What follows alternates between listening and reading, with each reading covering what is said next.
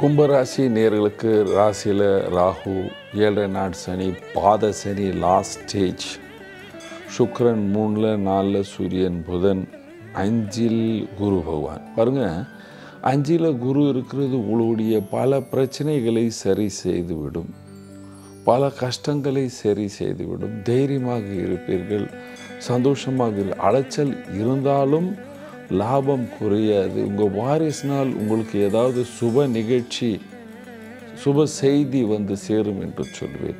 திருமணம் ஆகாத ஆண் பெண்களுக்கு 7 நாட்டு சனி இருக்குன்னு பயப்படாதீங்க. திருமணத்துக்கும் 7 நாட்டுக்கும் எந்த சம்பந்தம் இல்லை. யாராவது சொன்னாங்கன்னா அவங்களுக்கு ஜோசியம் தெரியாது என்ற அர்த்தம். உங்களுக்கு தசாகாலம் நல்லா இருந்ததுன்னா 5ல் குரு இருக்கும் பொழுது உங்களுக்கு உங்கள் பூர்வ புண்ணியத்தினால் திருமணம் நடக்கிறதுக்கு வாய்ப்புகள் உள்ளன. ஆண் இருந்தாலும் சரி, பெண் இருந்தாலும் சரி. விவசாயிகளுக்கு நல்ல காலம், நல்ல லாபத்தை பார்ப்பீர்கள்.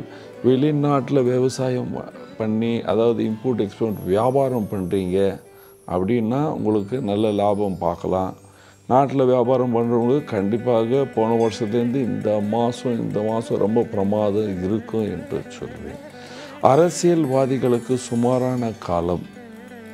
எங்கே போனாலும் கோபமாக, விவாதமாக பேசிடாதீர்கள் அல்லது பிரச்சனையில் மாட்டிக்கொள்வீர்கள்.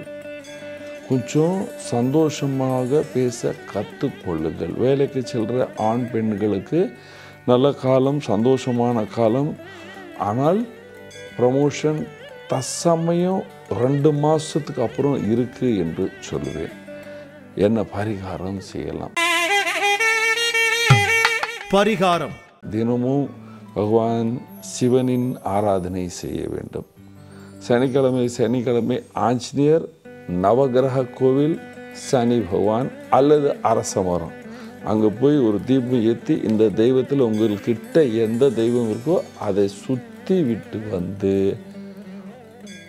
கண்டிப்பாக 1 நிமிஷம் உட்கார்ந்துட்டு பிரார்த்தனை செய்தால் உங்களுக்கு இருக்கின்ற சகல பிரச்சனை குறைஞ்சு நீங்கள் சந்தோஷமாக வாழ்வீர்கள்.